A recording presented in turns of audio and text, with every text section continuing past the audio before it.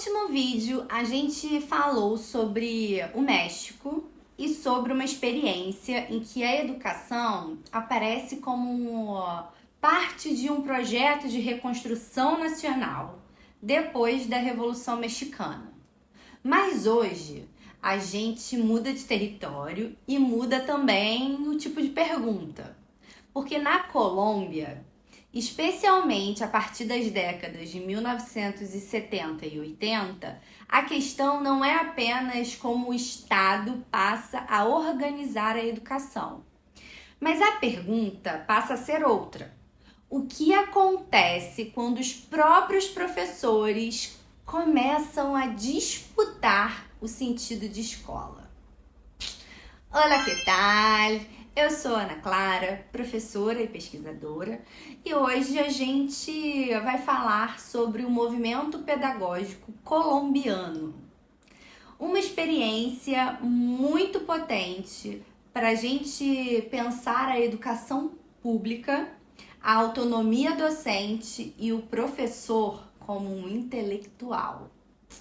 Caso você ainda não esteja inscrita ou inscrito, se inscreva no canal e ative as notificações para não perder os próximos episódios. Bem, para a gente entender esse movimento, a gente precisa olhar primeiro para o contexto colombiano, certo? Então nós estamos falando de um país atravessado por violências políticas, desigualdades sociais profundas, disputas partidárias, presença de guerrilhas e fortes tensões entre projetos de sociedade. Ao mesmo tempo, nas décadas de 1960, 70 e 80, cresce na América Latina políticas educacionais marcadas por uma lógica desenvolvimentista e principalmente tecnicista. Então a educação passa a ser pensada muitas vezes como uma preparação de mão de obra. Então a escola como um sistema e o currículo é pensado como um planejamento técnico e o professor como um mero executor. E é justamente contra essa redução da educação a uma lógica administrativa, burocrática e tecnocrática que o movimento pedagógico colombiano começa a ganhar força.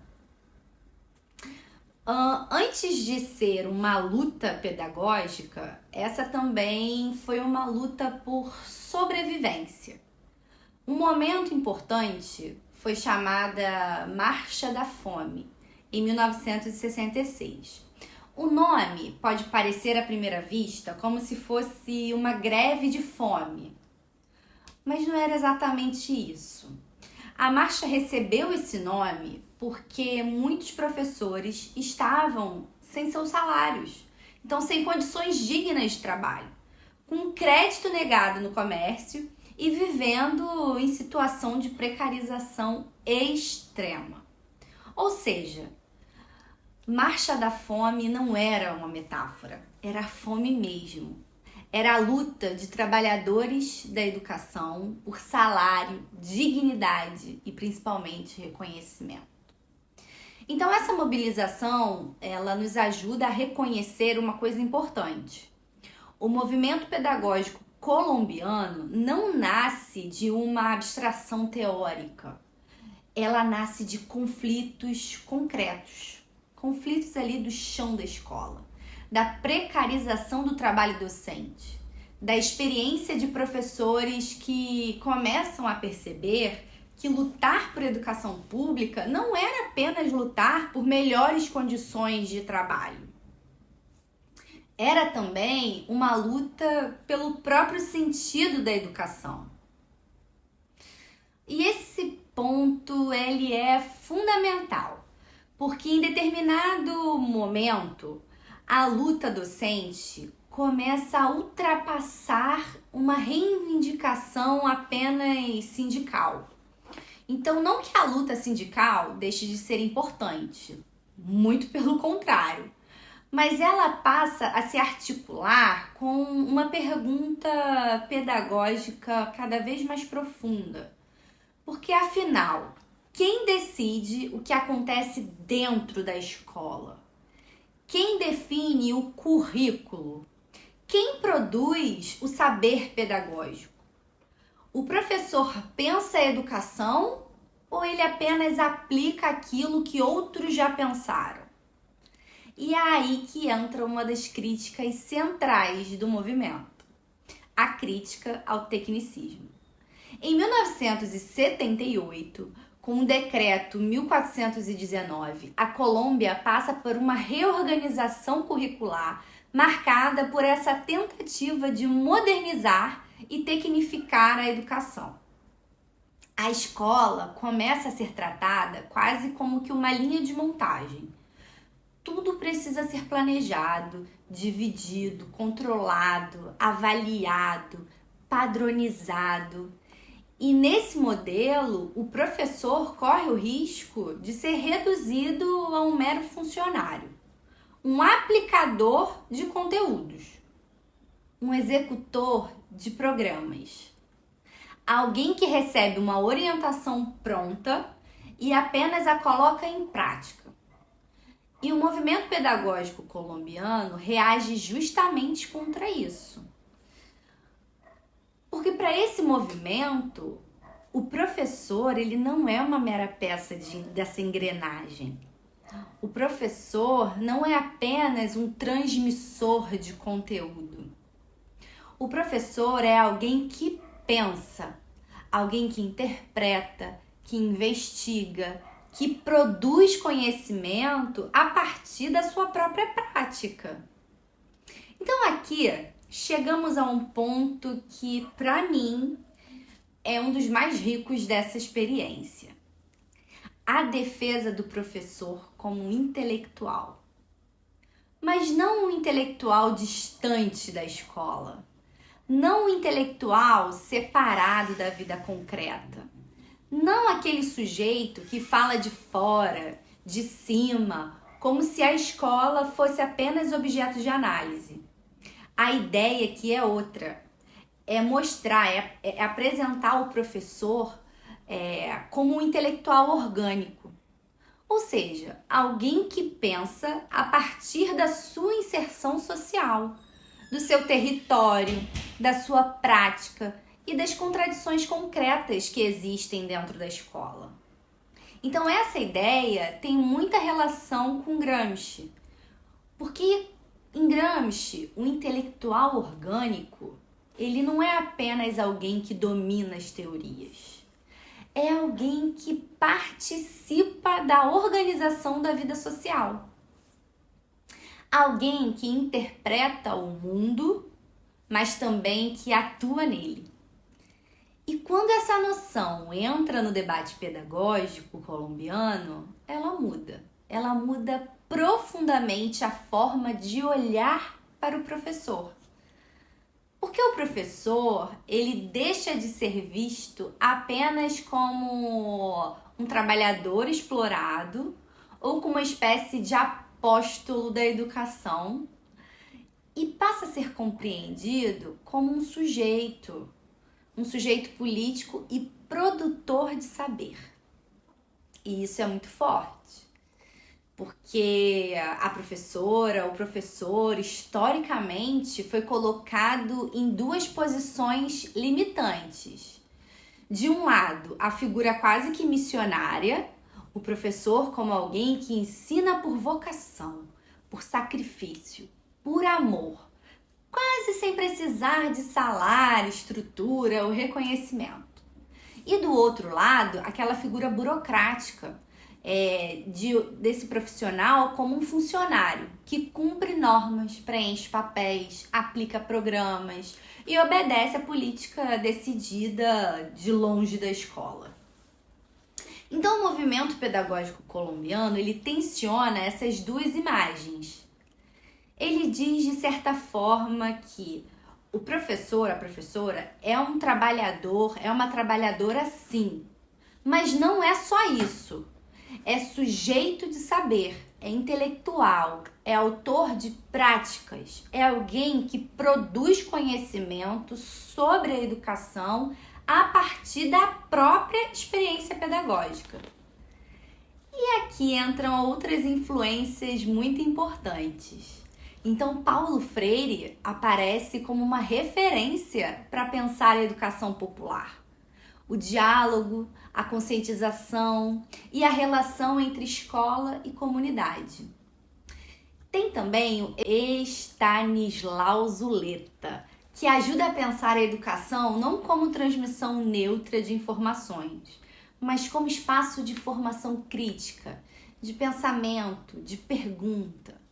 Foucault também entra, especialmente por meio dos debates sobre o saber e poder, ajudando a compreender como a escola também pode funcionar como mecanismo de controle, de vigilância e normalização.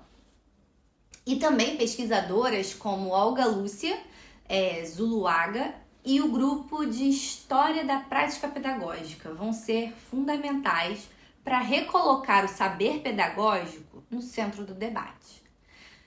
Porque uma das grandes questões ali era justamente essa.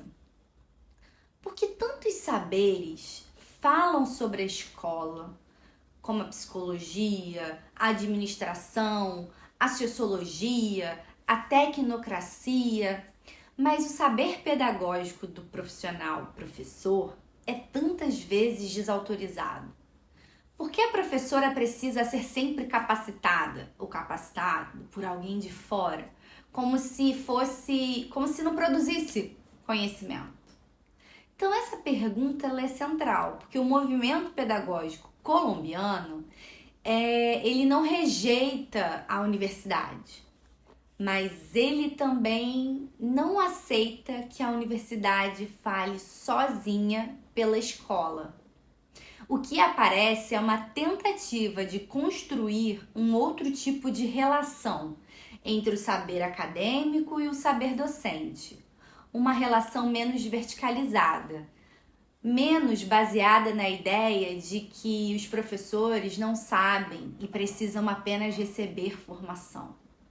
Ela é mais baseada na escuta, na pesquisa, na sistematização e na circulação das próprias experiências pedagógicas.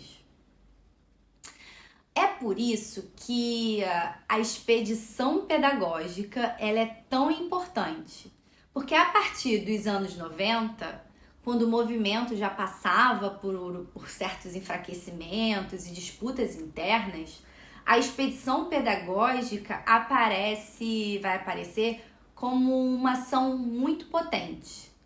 A ideia era simples, mas bastante profunda ao mesmo tempo. Todos os professores eles iriam percorrer diferentes regiões da Colômbia para conhecer, registrar e principalmente cartografar experiências educativas locais. Ou seja, em vez de sair da escola para ouvir um especialista dizer o que fazer, esses professores foram conhecer o que outros professores estavam criando em diferentes territórios. Em escolas rurais, em comunidades indígenas, em experiências populares, em práticas muitas vezes invisibilizadas pelas políticas oficiais. E aí a lógica muda completamente. O professor, a professora, deixa de ser apenas alguém que precisa de formação continuada o tempo todo e ele passa a ser alguém que também, de certa forma, registra, narra, interpreta e compartilha saberes e experiências. A escola deixa de ser apenas o lugar de aplicação de políticas e passa a ser um território de investigação. E isso é belíssimo. Porque a expedição pedagógica rompe com aquela solidão da sala de aula. Aquela ideia de que cada professor está isolado, fechado na sua turma, tentando resolver todos os problemas da sua turma sozinho. Ao contrário, essa expedição ela cria circulação de ideias, cria encontro, cria memória, cria rede e cria uma cartografia da educação colombiana a partir de baixo, não a partir dos gabinetes, não apenas a partir dos documentos oficiais, mas a partir das experiências concretas de quem vive a escola. Segundo os dados apresentados durante a aula, a expedição pedagógica percorreu 192 municípios e cartografou cerca de 3.000 experiências pedagógicas e identificou dezenas de formas de organização de professores. Isso é muito forte, muito potente até, porque mostra que havia uma riqueza pedagógica já existente. Ela só não era reconhecida. E aqui está, talvez, uma das maiores contribuições do movimento pedagógico colombiano. Ele nos ajuda a pensar que a inovação pedagógica não nasce necessariamente de uma política de cima para baixo. Não nasce apenas dos decretos. Não nasce apenas de reformas curriculares. Muitas vezes ela já está acontecendo nas escolas, nos territórios, nas práticas dos professores, nas comunidades. Então o problema é que essas experiências são frequentemente invisibilizadas, fragmentadas ou tratadas como pequenas iniciativas isoladas. Já o movimento pedagógico colombiano tenta fazer o contrário, dar nome, dar circulação, dar legitimidade e transformar essas práticas em saber pedagógico compartilhado. Então esse movimento também teve impactos mais amplos e que vai dialogar com a Constituição Colombiana de 1991 e com a Lei Geral de Educação de 1994. Então, nesses marcos aparecem temas como autonomia escolar, governo escolar, projeto educativo institucional, diversidade, etnoeducação, formação para a paz, direitos humanos, democracia e participação da comunidade educativa. Ou seja, muitas das questões que o movimento vinha levantando passam a atravessar também o campo legal e institucional. Mas como sempre na história da educação, nada disso é muito linear, muito organizado. Então as conquistas, elas podem ser incorporadas, mas também elas podem ser muitas vezes esvaziadas. Então a autonomia pode virar participação real ou pode virar uma responsabilização individual da escola. A valorização docente pode se fortalecer ou pode ser novamente capturada por políticas de controle, avaliação e precarização. Então, por isso, o movimento pedagógico colombiano não pode ser visto como uma história encerrada. Esse movimento permanece como disputa. E essa pode ser a grande força desse caso para a nossa série sobre pedagogia latino-americana. Porque aqui a pedagogia latino-americana aparece não como um conjunto de ideias abstratas, mas como um movimento, como uma organização, uma luta, uma produção coletiva de saber. E principalmente como defesa de que o professor ou a professora não é apenas um executor de políticas públicas. Ele ou ela é um sujeito intelectual, um sujeito político que produz conhecimento sobre a escola, sobre o território e sobre a sociedade. Então, quando a gente pergunta, professor é funcionário ou intelectual? O movimento pedagógico colombiano responde que se a educação for reduzida à técnica, o professor vira funcionário. Mas se a educação for compreendida como prática social, política e cultural, aí o professor precisa ser reconhecido como um intelectual. E essa talvez seja uma das perguntas mais urgentes para nós hoje em dia. Porque em muitos contextos latino-americanos, inclusive no Brasil, professores continuam sendo tratados como mero aplicadores de currículo, operadores de plataforma, cumpridores de metas e executores de avaliações externas. Mas a escola não se transforma sem professor pensando, sem professor, professora pesquisando, narrando suas práticas, sem professor disputando o sentido da educação. No próximo vídeo, a gente continua pensando nessas experiências latino-americanas e suas disputas, porque cada uma delas nos ajuda a perceber que a pedagogia latino-americana não é um modelo pronto e acabado, né? Ela é uma construção histórica, feita de conflitos, de territórios, de sujeitos, de movimentos e de perguntas que continuam abertas. Eu sou Ana Clara, professora e pesquisadora, e aqui a gente pensa a educação a partir da América Latina. Se esse vídeo te ajudou a pensar, se inscreve no canal e compartilhe com alguém que também acredita que professor não é apenas um executor, que o professor ou a professora também produz pensamento. Um grande beijo e hasta luego!